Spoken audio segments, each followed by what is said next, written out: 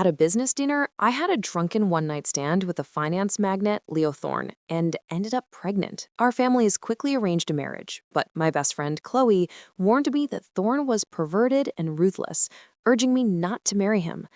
My gentle childhood sweetheart, Ethan, confessed his feelings and offered to help me escape this gilded cage. Just as I was hesitating whether to gamble for my freedom, a fierce yet adorable voice suddenly piped up from my belly. "Mommy, Mommy, don't trust them. They're in cahoots. That wicked woman wants to take over, and the bad guy has already been bought off by her. If you run away, our family will go bankrupt right away, and she'll have me killed. Why stay? You must stay.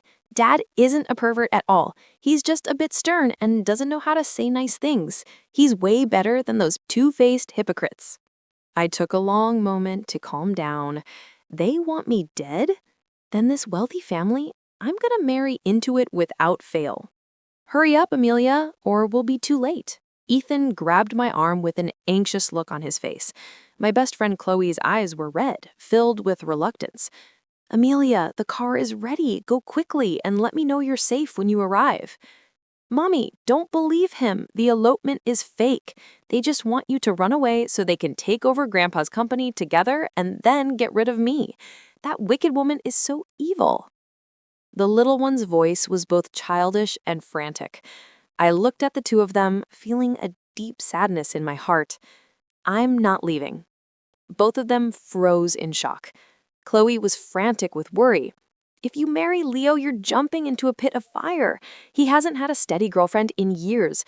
Rumor has it he's a freak in bed with all sorts of special kinks." Back at the Silver Sphinx Club, girls who went in to drink with him were carried out horizontally, beaten black and blue without a single patch of unbruised skin. "Amelia, don't be foolish." I scoffed coldly and stroked my belly. How could I not know just how twisted he is in bed? Chloe froze, instinctively turning to look at Ethan. Ethan immediately played along, putting on an act of deep affection. "Amelia, I truly like you. Don't you want to be with me?" A soft, baby-like voice chimed in again. "Mommy, don't believe him. He's already conspired with that bad woman. They plan to split the company down the middle. And he's got such a wild side. Just look at the little hickey on his neck." I glanced up, and sure enough, there was a red mark peeking out from under Ethan's collar. This was the man I'd had a crush on for 8 whole years. I wrote countless love letters to him. I imagined countless scenarios of confessing my feelings. Finally, I got his response, only to realize it was a huge deception. My heart instantly turned cold. All my love was withdrawn at that moment. I looked at Ethan and said, "Sorry, I don't like you, and I don't want to be with you.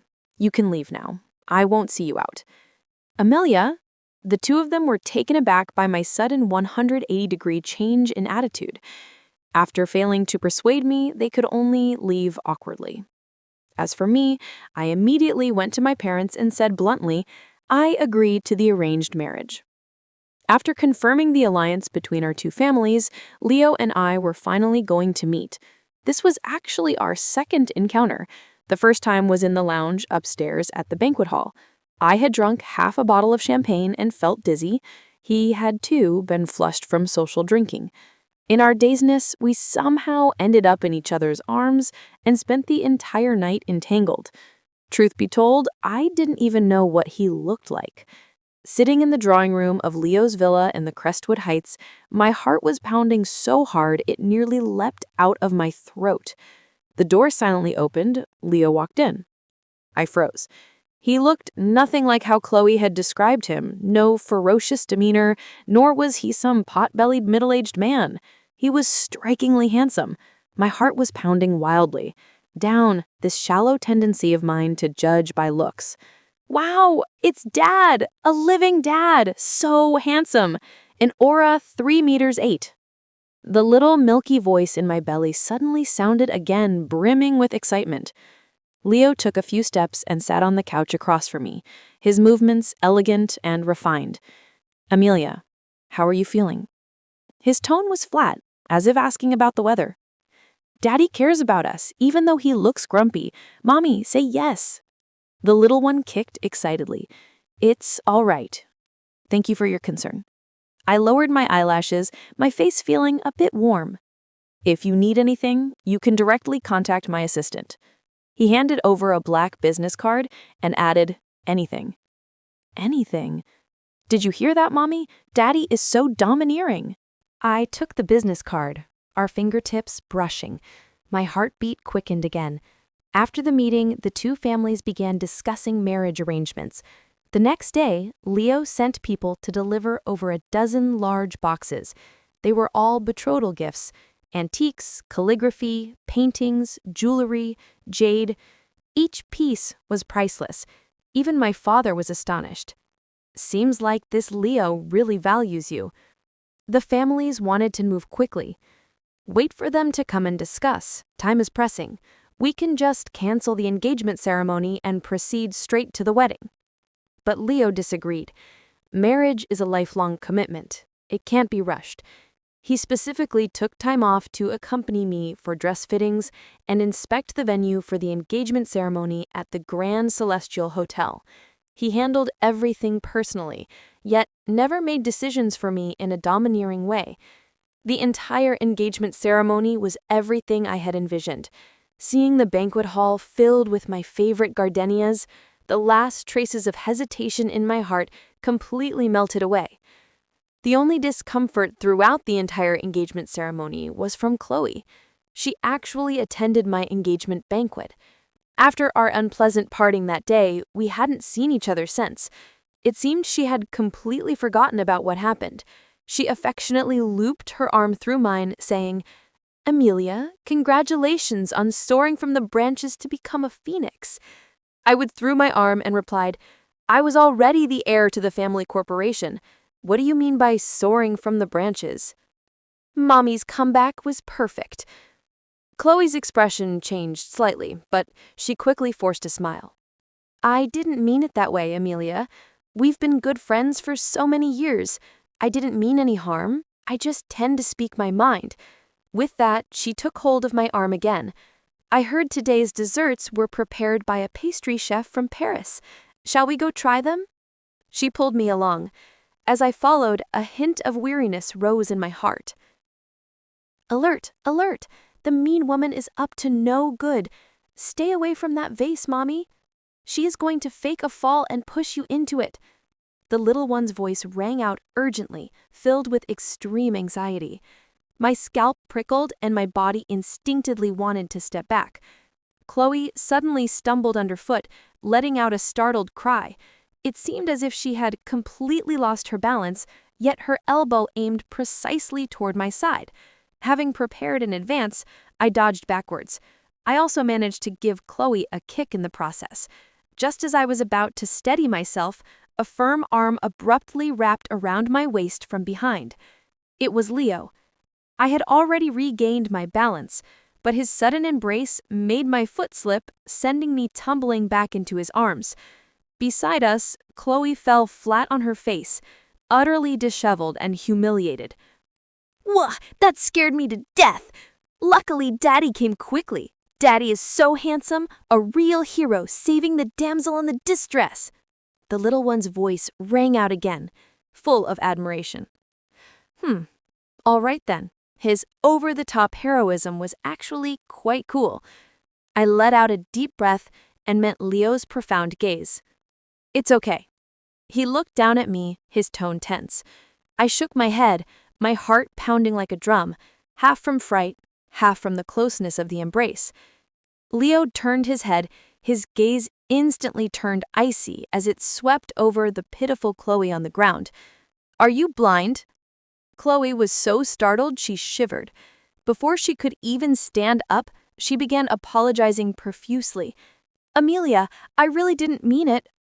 I lifted the hem of my dress and stomped my high heel down hard on the back of her hand. A scream hollowed. I curled my lips into a smirk and said, "Oops, my bad. I didn't mean it either." "Go, Mom, stomp that green tea bitch to death." Throughout the entire engagement ceremony, Chloe didn't dare cause any more trouble. There was still a private gathering afterwards. I never expected that, after everything that had happened, she'd still have the audacity to show up. Everyone present was either a senior relative or a friend of Leo's and mine. Chloe, sitting among them, began making conversation again for no reason. Amelia and Leo are truly fated, getting pregnant after just one meeting. Covering her mouth with a laugh, she continued, "Amelia usually loves drinking the most. Last time you got drunk at a banquet, didn't you leave with Ethan? I actually thought you and Ethan were dating, especially since when I went to the hotel to look for you the next day, there were several used condoms in the trash. Who would have thought that just half a month later, you'd be with Leo and even pregnant?" The surroundings instantly fell silent. Waves of probing, suspicious gazes flooded in. Anyone could tell Chloe was implying I had a promiscuous private life. I trembled with anger, my breathing rapid. Angry! Baby is angry! This bad woman nonsense? Daddy, hurry! Believe Mommy! Baby is yours, your own flesh and blood. The little one in my belly kicked furiously in anger. I took a deep breath and immediately retorted, "When did I ever leave with Ethan? Did you dream that up or what? Spout such slander again and watch your tongue rot off." Chloe pouted. "But Amelia, how could you just deny it like that? The love letter you wrote to Ethan is still at my house. You said you were going to run away with him and have his child. Could it be that the baby in your belly is Ethan's?" "Bullshit. Shut up." My voice and Leo's sounded at the same time. His large hand rested on my shoulder. With a calm gaze, he looked at the elders and said, "I know my child." Then he turned his head to Chloe, his tone low and cold. "My family's gathering does not welcome a gossipy troublemaker. Get out." Chloe's face turned from white to red, as if she had been slapped. Before she could move, the security guards quickly stepped forward and grabbed her arms. "Bastards! Let me go! Ah! Daddy is so cool! Overflowing with boyfriend energy! Mommy, see? I told you Daddy isn't blind!" I softly patted my belly, signaling the little one to quiet down. At the same time, I glanced at Leo beside me. A warm current surged in my chest. He trusted me without even questioning me once. This marriage, which began by chance, might not be so bad after all. However, even though Leo had cleared things up for me, Chloe's words still caused quite a stir. Some gossip media even published articles spreading rumors, claiming that I met strange men at night and spent huge sums at clubs for fun, engaging in group activities. The child isn't Leo's at all. 3 people spreading lies make a tyrant seem real, and my marriage with Leo was instantly thrust into the spotlight of controversy. I couldn't help but call Leo. Should I step forward to explain? No need. What do I need to do then? Move into my place. What? There are reporters watching outside your villa. I'll feel better if you move in with me. I was stunned for 5 minutes. Leo waited patiently the whole time. Mommy, say yes to Daddy. Daddy is protecting us. Baby wants to live with Daddy too. Until the little one's voice rang out again, I snapped back to attention. Okay, I'll pick you up. The next day, all the online news had been cleaned up. I smoothly moved into Leo's home in the Crestwood Heights. He arranged for me to stay in the guest bedroom on the 2nd floor, separated from his own bedroom by just a single wall. Life seemed unchanged. He leaves early and returns late every day, and except for having breakfast together, we hardly see each other. I even started to suspect that he had never had any romantic feelings for me. Agreeing to marry was merely for the sake of the baby in my belly. The little one seemed to sense my doubt and immediately blurted out, "That's not true. Daddy likes Mommy so much. He's crazy about her. He secretly looks at Mommy's photos in the bedroom. In that password-protected folder on his computer, the password is the baby's due date." I was stunned, thinking, how could this be true? Yet I couldn't resist sneaking into the bedroom. Sure enough, there was an encrypted folder on the desktop. To my surprise, the password was indeed the baby's due date. I was dumbfounded. Inside, there were over 1,000 photos, all of me. Some were pictures of me at banquets, others were sneaky shots taken during my daily outings, and the selfies I posted on my social media. My heart was about to jump out of my throat. Where did he get all these photos? Daddy has liked Mommy for a long time. It's Mommy who's been clueless all along and never noticed. I clutched my chest, struggling to catch my breath. The next second, a large hand suddenly wrapped tightly around my waist. Warm breath brushed against my ear. What should I do? You found out. I instinctively struggled, but he only held me tighter. Grasping my neck, he planted a deep, lingering kiss. What's going on here? 3 years ago, at a celebration banquet, you snapped the fingers of that bald boss who was bullying a waiter. So adorable, Amelia. I fell for you at first sight. That night, the wine only got me slightly tipsy, but it was seeing you that made me lose control. His voice was hoarse as he gripped my chin, staring at me quietly. Then he lowered his head and kissed me again. I didn't know how to breathe properly and nearly suffocated from the intensity of his kiss. Daddy is a big meanie. Mommy and baby can't breathe. The little one's voice sounded again. I snapped out of my daze, immediately pressed against his chest and gave him a pinch. Shut up.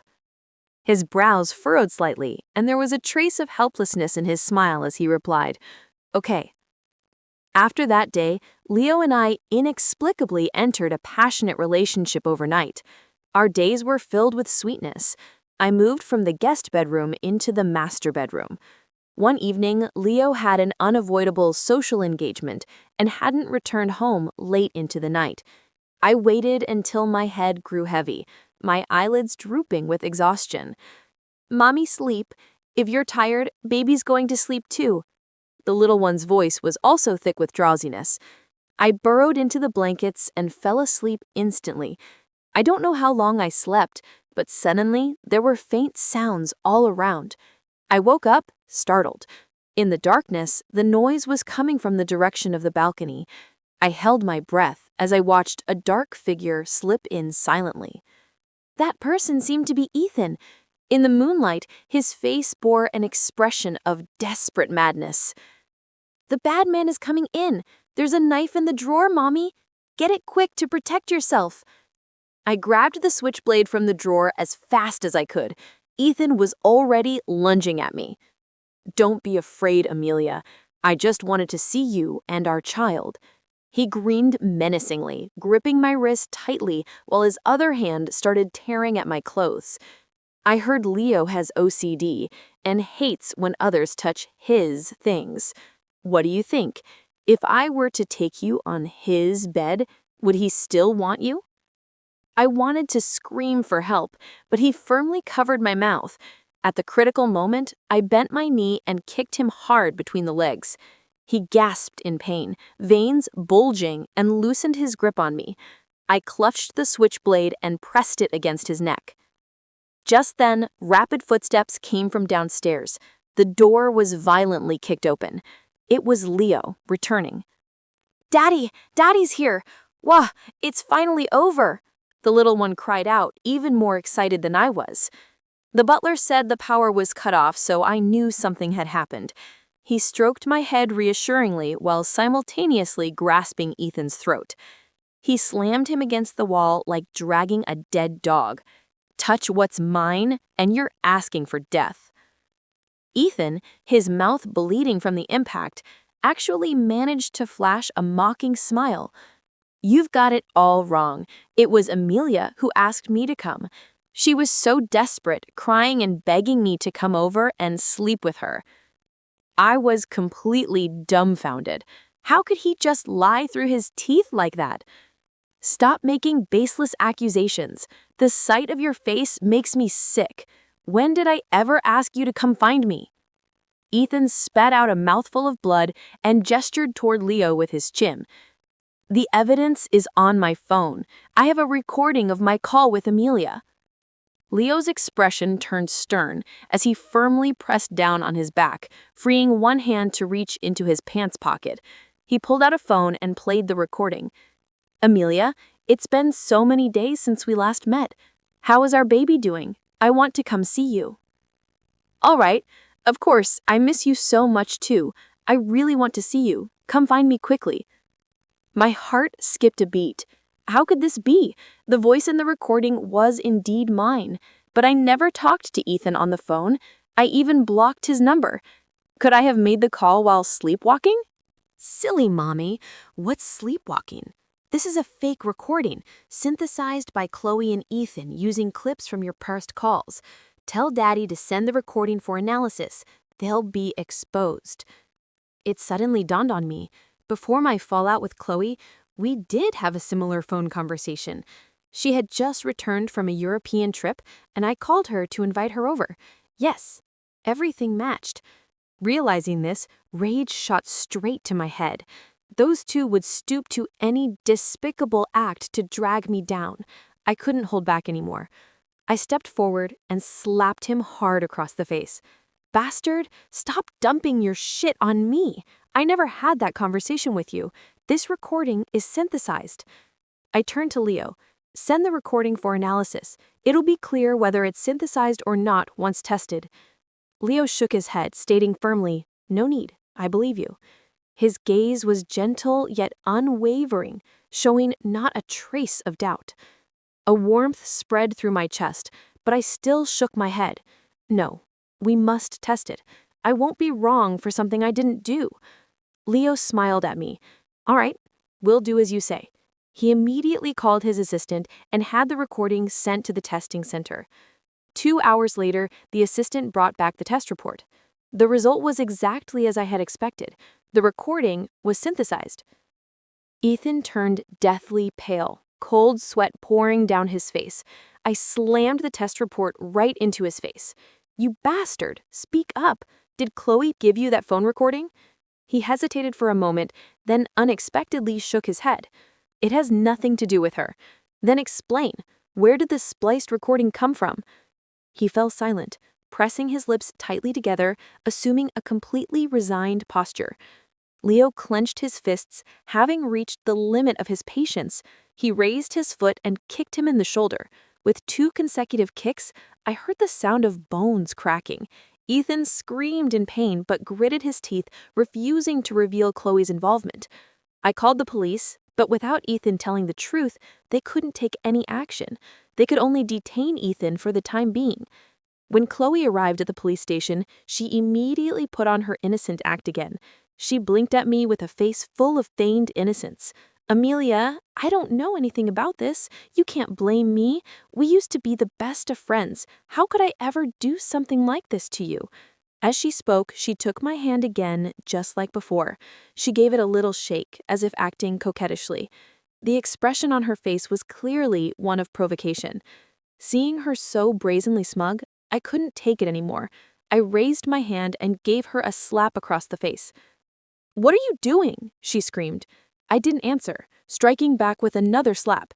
This one nearly all the strength I could muster. Chloe's face swelled almost instantly. She bit her lip, eyes brimming with tears, and hands trembling with anger, but with others present, she still didn't dare to hit back. "Chloe, I advise you not to push your luck any further.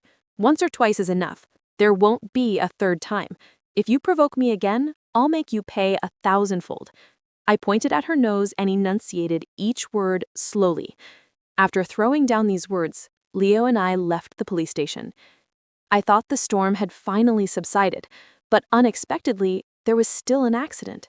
That very night, it happened that a tabloid reporter was lurking outside the villa.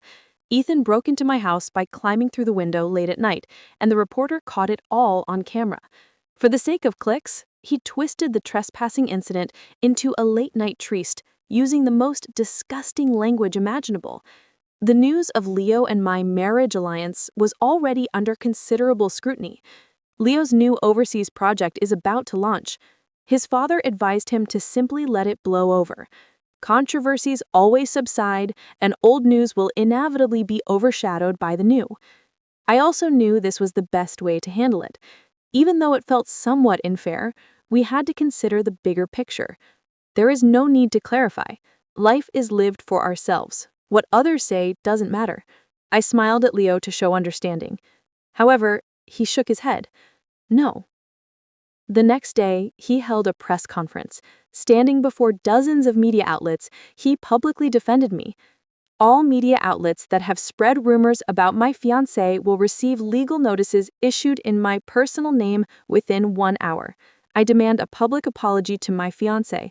His icy gaze swept across all cameras pointing at him, filled with unmistakable warning. The reporters present immediately lowered their heads, none daring to meet his eyes.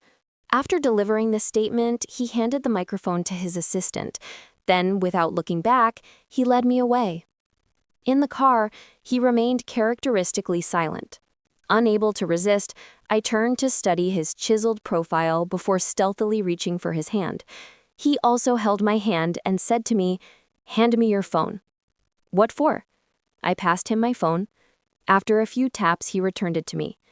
"I've set my number as your emergency contact. From now on, if you're ever in danger, just press the 1 key and it will automatically call me." I glanced down at the phone screen.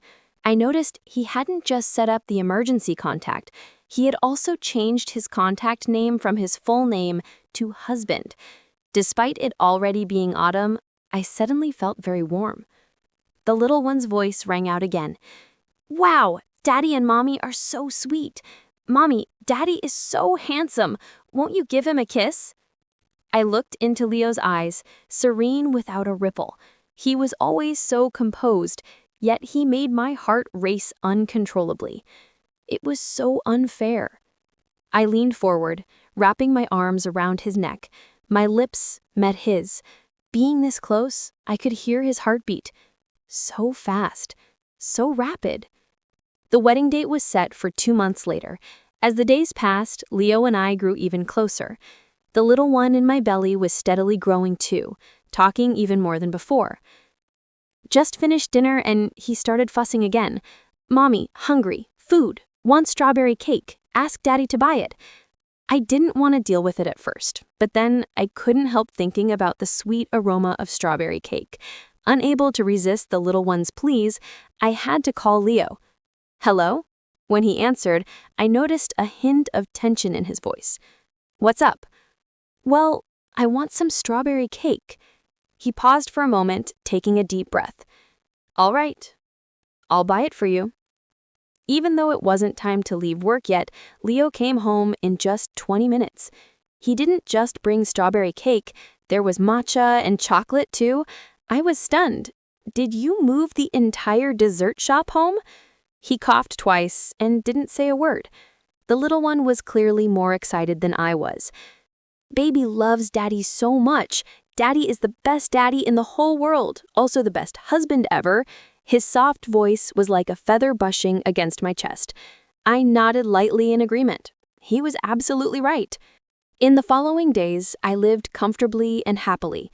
The little one's voice kept coming, making even the ordinary days anything but boring. "Daddy hugged Mommy today. His heart was beating so fast. He's shy." When I'm out, I'll help Mommy keep Daddy's wallet in check, then buy lots of pretty clothes. "Mommy, Daddy bought you a diamond the size of a pigeon egg. It's hidden in the study drawer. Go accidentally find it." I froze for a moment. Unable to resist my curiosity, I went up to the second-floor study. The drawer wasn't locked, and as soon as I pulled it open, I saw a blue velvet jewelry box. My fingertips tingled slightly. Mommy, open it quick." Under the incessant urging, I opened the box, and the diamond was so dazzling it made me close my eyes. Mommy, put the ring on quickly. This is Daddy's birthday gift for you." This time, I didn't listen to the little one. Instead, I put the ring box back exactly as it was. "Mommy, don't you like this ring?" "Of course not. I love it. But this is a surprise Leo prepared for me. If he finds out I've already discovered it ahead of time, the surprise will be ruined. He'd probably be disappointed, wouldn't he?" I was filled with joy, waiting for him to personally place the ring on my finger. My wedding party was held at Leo's seaside villa in Mariner's Cove. "Wow, there are so many people here. Mommy, I want that ice cream." The little one chatted away, talking non-stop to me. The waiter wheeled out the birthday cake, and everyone gathered around me singing happy birthday. I closed my eyes and made a wish. May the baby stay healthy, and may this moment last forever. Just as I opened my eyes, the surroundings suddenly darkened. The music shifted from cheerful to gentle. A beam of light shone down, illuminating Leo as he knelt on one knee. He pulled out that blue velvet ring box. His gaze held a solemn tenderness I had never seen before. Amelia, I owe you a proposal, and now it's time to make it up to you. Being with you is the happiest thing in my life. For the rest of our days, I'll protect you, love you, and cherish our children too. Will you marry me? He looked up at me, his hands trembling slightly as he held the ring. My vision blurred instantly, tears falling without warning. Agree to it, Mommy! Quickly! Say yes to Daddy! Daddy is so handsome! Wow, I'm so moved! The little one in my belly was so excited that their voice trembled slightly. I reached out, my voice choked with emotion but crystal clear. Yes, Leo, I'll marry you. He finally smiled and, trembling, slipped the ring onto my finger. The wedding took place a month later on my father's private island, Solara Isle. On my father's arm, I walked step by step toward the man waiting for me under the flower arch. The little one shouted excitedly, "Throw the flowers! Daddy and Mommy are getting married! I'm the happiest baby in the world!" Yet at this moment of supreme happiness, I unexpectedly caught sight of a familiar figure. It was Chloe, dressed in a black dress that starkly contrasted with the wedding. Her hair disheveled, her gaze filled with venom as she stared at me. At that time, I didn't know that since the incident with the recording, Leo had started targeting Chloe's company. In less than 2 months, Chloe witnessed Leo's ruthless methods firsthand. Her company's cash flow collapsed, pushing it to the brink of bankruptcy, and she pinned all the blame for her troubles squarely on me. "Amelia, you bitch! You stole everything from me! Go to hell!" She screamed hysterically, lunging at me like a madwoman, clutching a sharp dagger in her hand. Everything happened too fast, leaving the guests frozen in shock. "Mommy, watch out! Knife!" The little one shrieked a piercing warning. Almost simultaneously with the child's alert, my survival instincts kicked in with explosive force. I tightly clamped onto Chloe's wrist as the razor-sharp blade sliced through my palm, blood gushing out. Beside me, Leo reacted immediately. Just as Chloe struck, he seized her by the throat. As she struggled, he shielded me behind him. Crack! A spine-chilling snap echoed through the air. He had dislocated Chloe's wrist joint in an instant. "Ah!" Chloe let out a pig-slaughtering shriek, the dagger slipping from her grasp as she lost all ability to resist. Simultaneously, the bodyguards swarmed in, pinning down the writhing, wailing Chloe. "Leo, I'm the woman best suited for you. Why are you treating me like this? It's all because of that slut seducing you. The child she's carrying is a bastard, a bastard." She struggled desperately, her gaze fixed on me as if she wanted to tear me apart. Leo didn't spare her another glance. He immediately turned around and shouted to his assistant, "Call a doctor." Then he anxiously grabbed my shoulders, inspecting me up and down. "Other than your hand, are you hurt anywhere else?" His usually calm voice carried a faint tremble.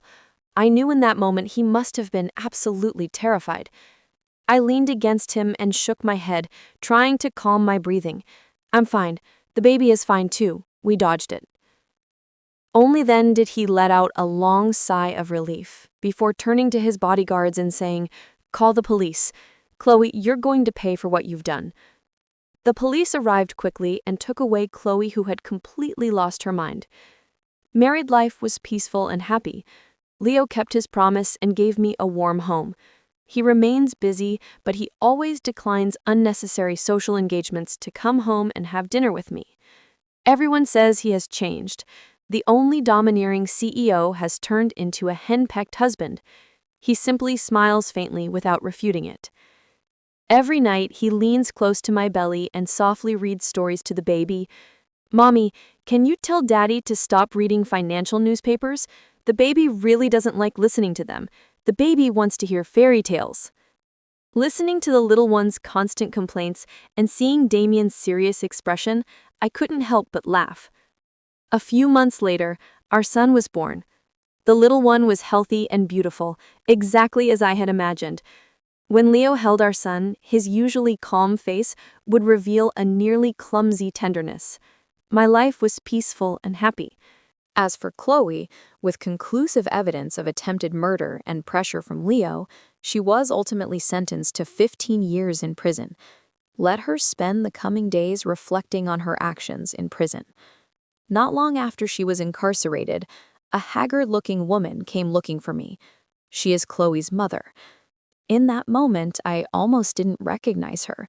That once arrogant and glamorous wealthy lady had become so haggard. Her head full of white hair made her seem 20 years older in an instant. Amelia, I beg you to show mercy and let Chloe go. She knows she was wrong. She truly does. She has mental issues. She didn't mean it. You have children too. Please show compassion and issue a letter of forgiveness. I beg you. She knelt before me, crying her heart out, pitiful and wretched. I looked at her, feeling nothing inside. Everything has its cause and effect. Those who do wrong must pay the price for their actions. I grew up with Chloe. I once considered her my best friend and trusted her unconditionally. Yet all she ever did was scheme against me, trying to drag me into the abyss. She even wanted to kill the child in my womb. I can never forgive any of this. Looking at Chloe's mother, I spoke slowly. The law has delivered the fairest judgment. I will never forgive someone who tried to kill me and my child. Please leave. I turned and walked away without hesitation. Entering the bedroom, I saw Leo holding our babbling son, patiently playing with him. When he saw me approach, he looked up with gentle eyes and asked, "Everything settled?" I nodded and gently hugged him. The sunlight outside the window was just right. For a long moment, I just stood there in the doorway, watching them. Leo was on the floor of the nursery, our son, Oliver, balanced precariously on his broad, suited knee, giggling as Leo made silly airplane noises.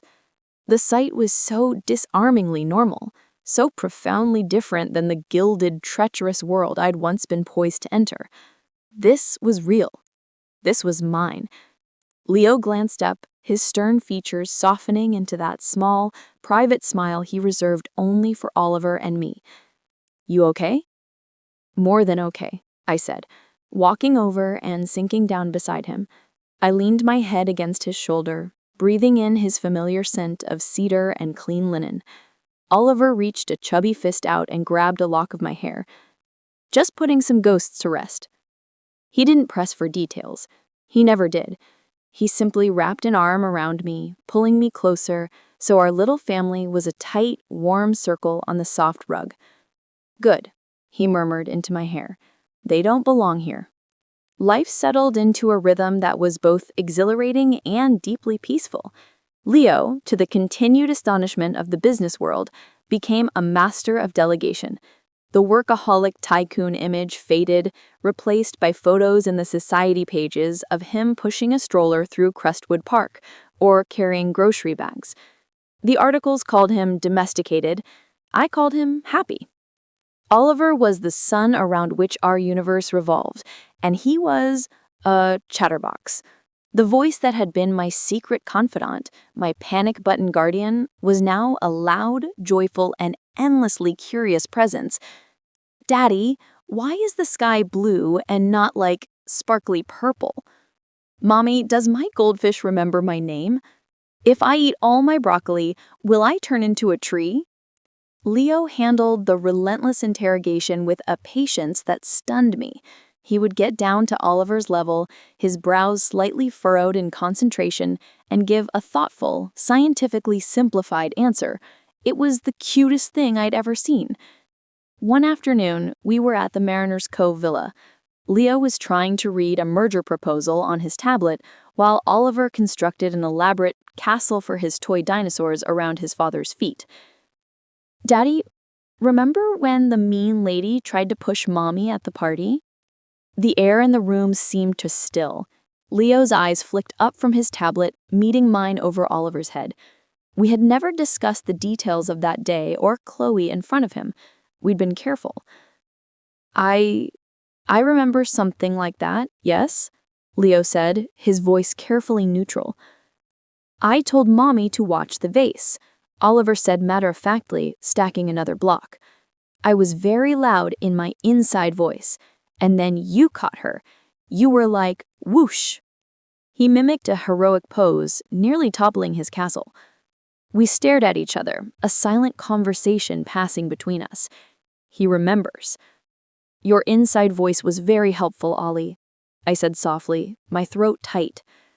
"Yeah," he agreed, finally looking at his father with wide, earnest eyes. "I always help, like when the bad man climbed in the window. I told Mommy about the knife in the drawer.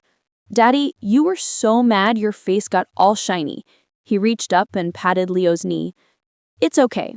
You made him go away." Leo put his tablet down very slowly.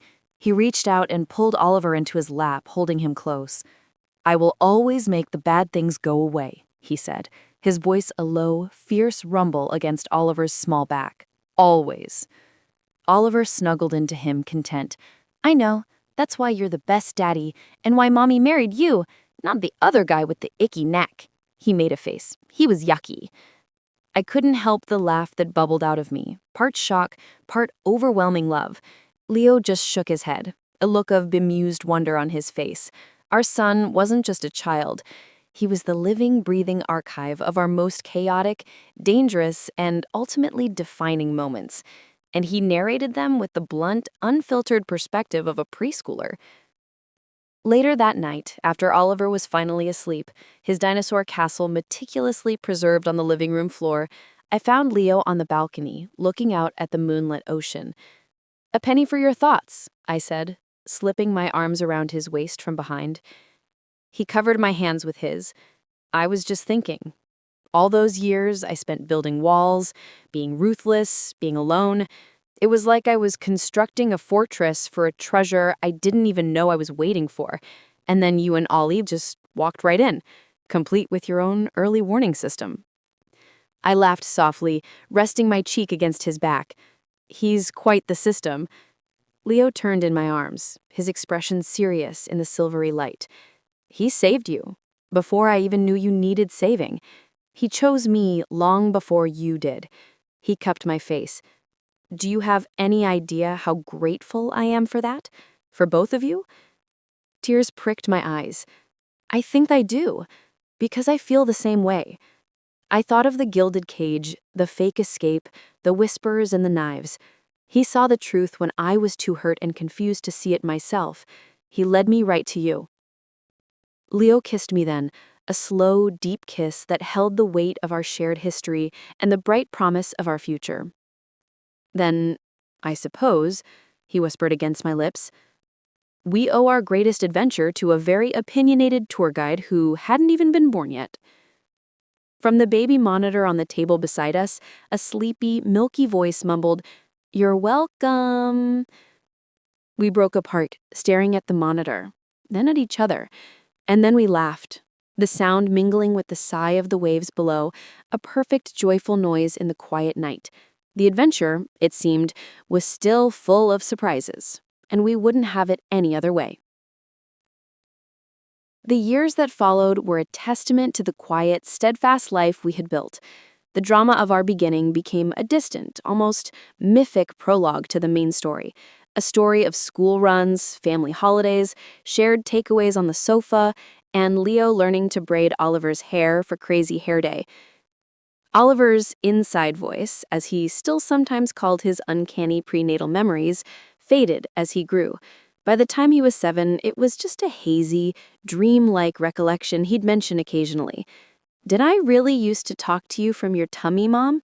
he'd ask, and I'd smile and say, "All the time. You were the best company." He'd giggle, satisfied, and race off to build a new fortress with his dad. Leo's empire, Thorn Global, flourished.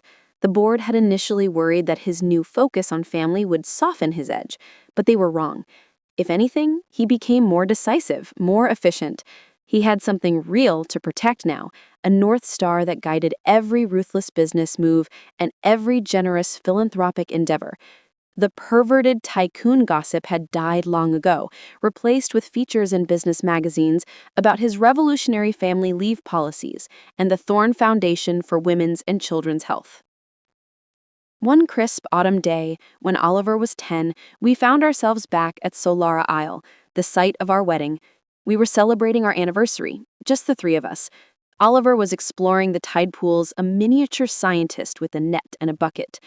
Leo and I walked hand in hand along the water's edge, the same beach where Chloe had made her final, desperate lunge.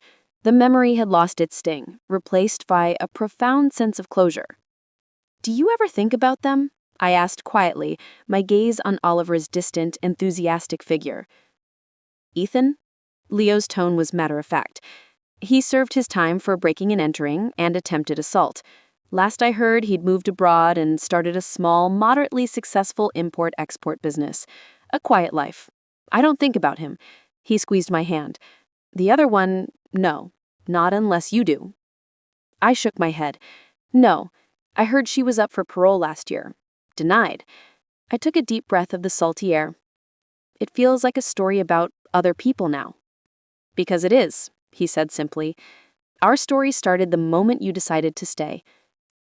That night, after a bonfire dinner where Oliver roasted marshmallows into charcoal briquettes with unwavering pride, we sat on the deck under a blanket of stars. Oliver, tired from the sea air, was curled between us, half asleep. "Dad," he mumbled, his head against Leo's shoulder. "Mm-hmm." You know how you always say you fell for Mom at first sight? Leo's arm tightened around us both. I do. What was it like? Oliver yawned. The first sight. Leo was silent for a moment, looking at me over our son's head. The firelight danced in his eyes. It was at a big, boring party. I saw your mother across a crowded room. She was defending a waiter from a bully, and she was so fierce, so brilliantly alive. She snapped the man's fingers. A small smile played on his lips. It was the most beautiful thing I'd ever seen. I was mesmerized. I knew, in that instant, my life would never be the same, and I was terrified and thrilled. Oliver was quiet, processing. So, you loved her before me? Yes, but you loved me before I was me. That, Leo said, his voice thick with emotion, is also absolutely true. Satisfied, Oliver's breathing evened out into sleep. A few years later, on Oliver's first day of high school, we stood at the front door, fussing over his backpack and his hair. He was all long limbs and teen-age exasperation. "Mom, Dad, I'm fine. It's just school." "Just school," I echoed, my heart aching with how fast it had all gone. I straightened his collar. "Your inside voice would be so proud of you." He rolled his eyes, but then he smiled. Leo's calm smile on my youthful face. "I know. I'm pretty great." He gave us each a quick, awkward hug. "Love you."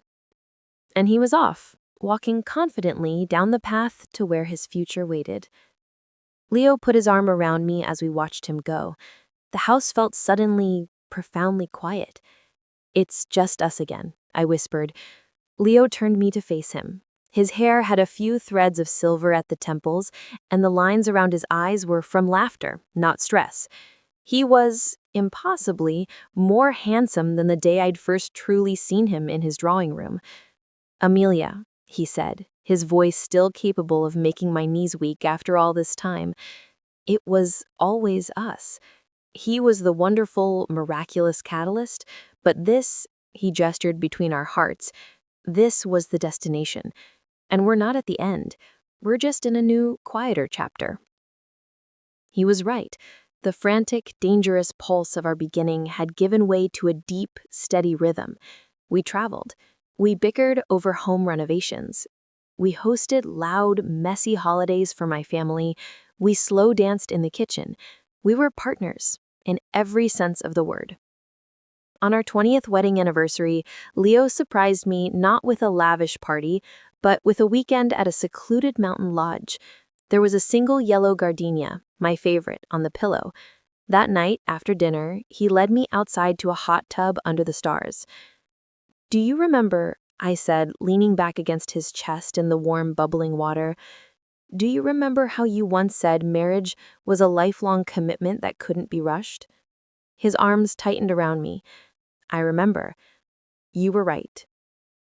"I'm often right," he said, the teasing note in his voice belied by the reverence in his touch.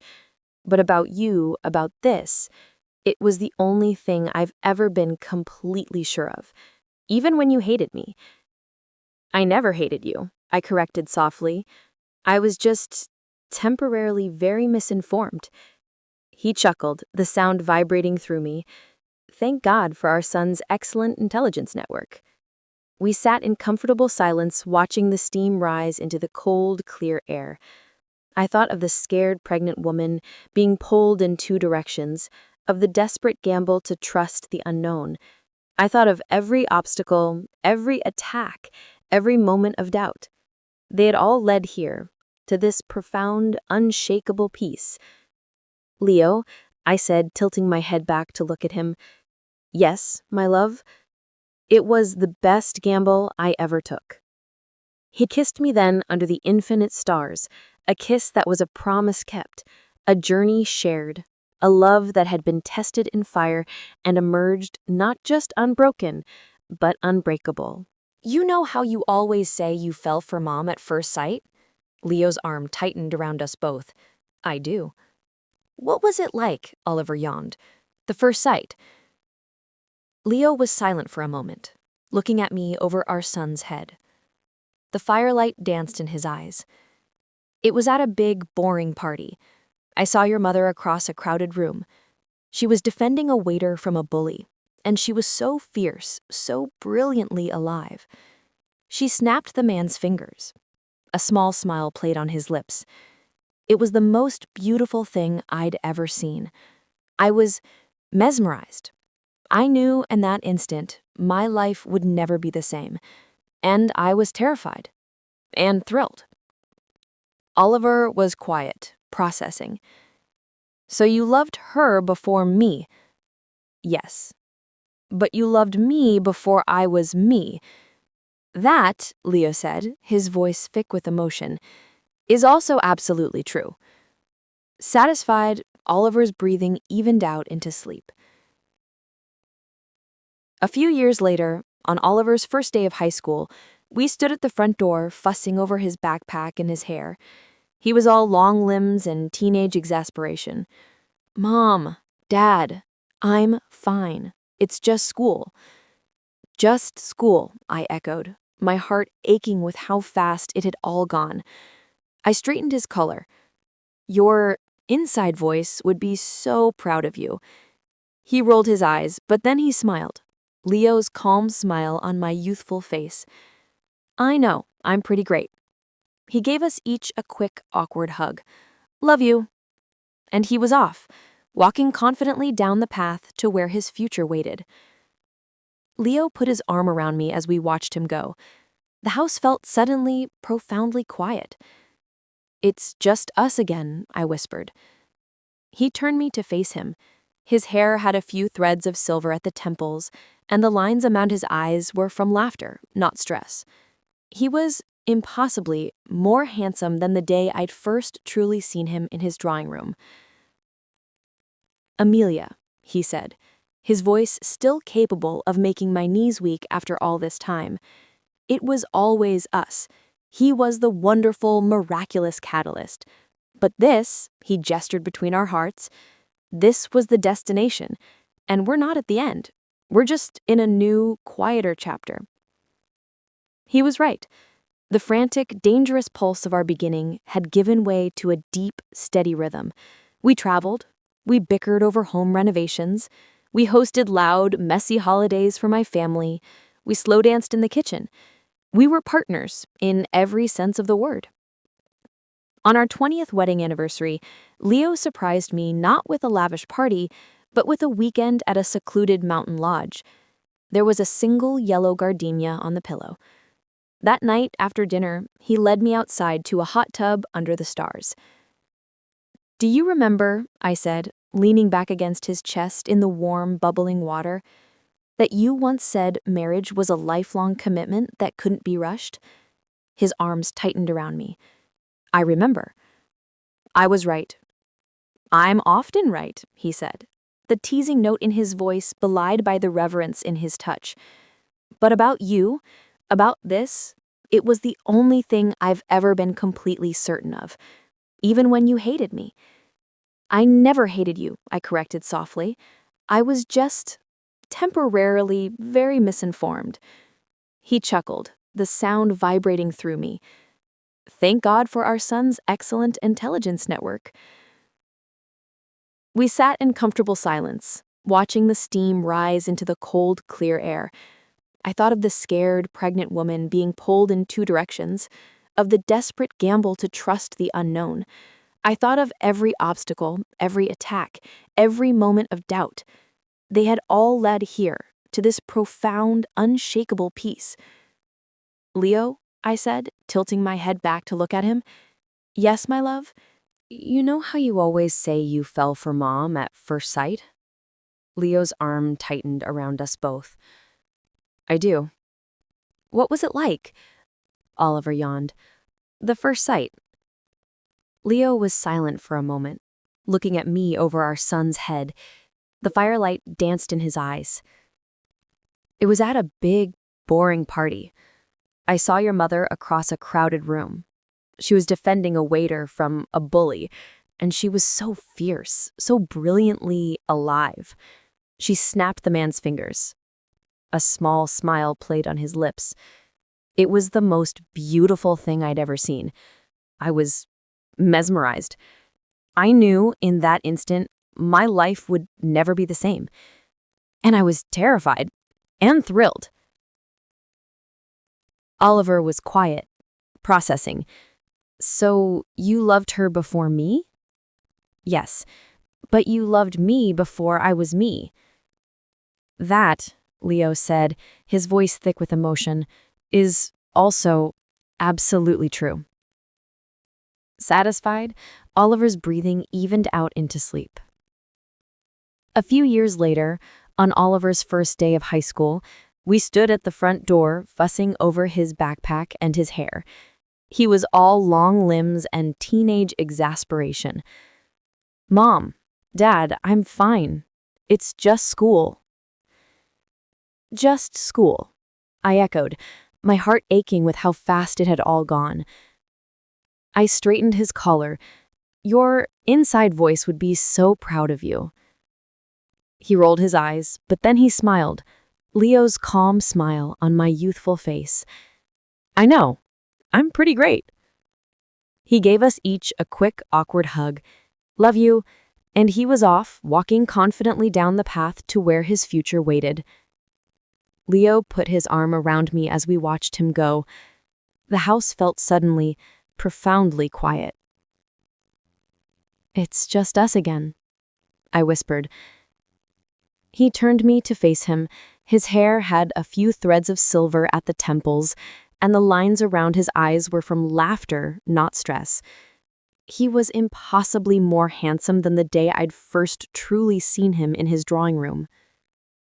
"Amelia," he said, his voice still capable of making my knees weak after all this time. "It was always us. He was the wonderful, miraculous catalyst, but this," he gestured between our hearts, "this was the destination. And we're not at the end. We're just in a new, quieter chapter." He was right. The frantic, dangerous pulse of our beginning had given way to a deep, steady rhythm. We traveled, we bickered over home renovations, we hosted loud, messy holidays for my family, we slow danced in the kitchen. We were partners, in every sense of the word.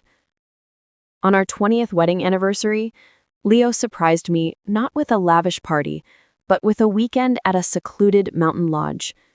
There was a single yellow gardenia, my favorite, on the pillow. That night, after dinner, he led me outside to a hot tub under the stars. "Do you remember," I said, leaning back against his chest in the warm, bubbling water, "that you once said marriage was a lifelong commitment that couldn't be rushed?"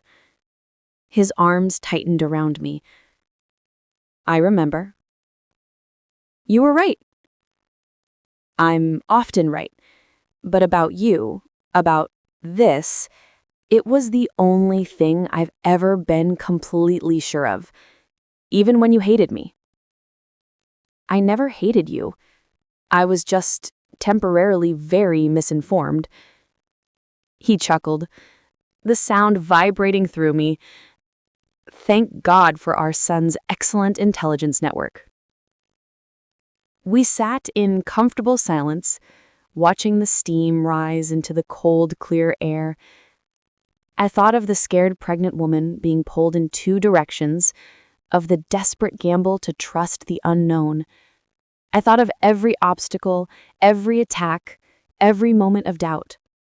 They had all led here, to this profound, unshakable peace. "Leo," I said, tilting my head back to look at him. "Yes, my love?" "It was the best gamble I ever took." He kissed me then, under the infinite stars. A kiss that was a promise kept, a journey shared, a love that had been tested in fire and emerged not just unbroken, but unbreakable.